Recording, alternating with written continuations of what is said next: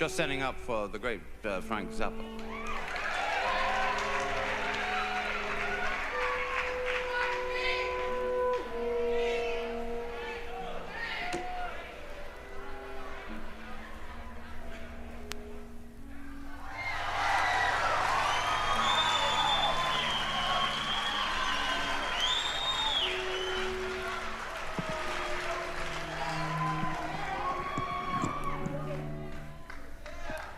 Hiya.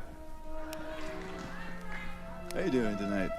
All right, as you know, I'm not the kind of a person that reads books. I've said this before many times. I'm not fond of reading, but I have in the past made exceptions, and one of these exceptions was this part of the book that I'm sure you know, called Naked Lunch.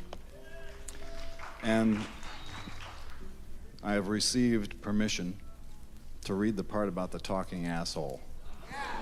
So, before I do, I discussed with Mr. Burroughs before we came out here some of the details that led to the construction of this section of the book. I asked him where he got the idea for this part, and he said that it was derived from the ventriloquist scene in The Dead of Night, if you know that film.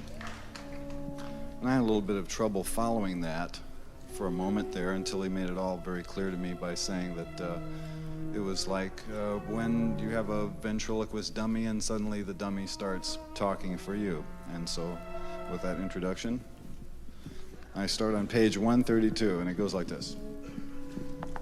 Did I ever tell you about the man who taught his asshole to talk? His whole abdomen would move up and down, you dig? Farting out the words. It was unlike anything I ever heard. This ass talk had a sort of gut frequency. It hit you right down there like you gotta go. You know when the old colon gives you the elbow and it feels sort of cold inside, and you know all you have to do is turn loose? Well, this talking hit you right down there. A bubbly, thick, stagnant sound. A sound you could smell. This man worked for a carnival, you dig? And to start with, it was like a novelty ventriloquist act. Real funny, too, at first. He had a number he called the Better O. That was a scream, I tell you. I forget most of it, but it was clever, like, "Oh, I say, are you still down there, old thing?" "Nah, I had to go relieve myself." After a while, the ass started talking on its own. He would go in without anything prepared, and his ass would ad-lib and toss the gags back at him every time. Then it developed sort of teeth-like little raspy, incurving hooks and started eating.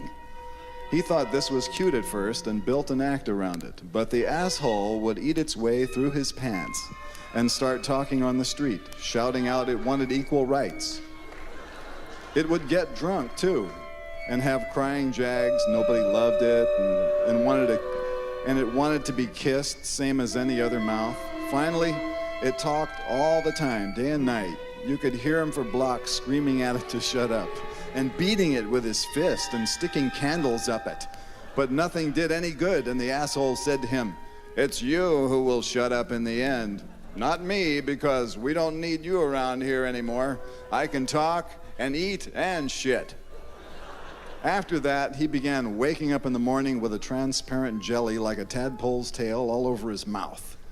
This jelly was what the scientists call UNDT, undifferentiated tissue, which can grow into any kind of flesh on the human body. He would tear it off his mouth, and the pieces would stick to his hands like burning gasoline jelly and grow there, grow anywhere on him.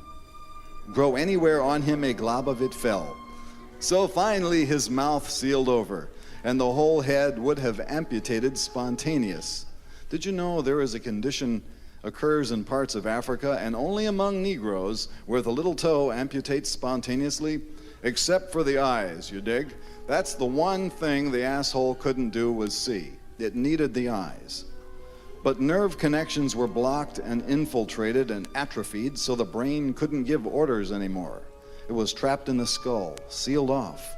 For a while, you could see the silent, helpless suffering of the brain behind the eyes. Then finally, the brain must have died because the eyes went out, and there was no more feeling in them than a crab's eye on the end of a stalk.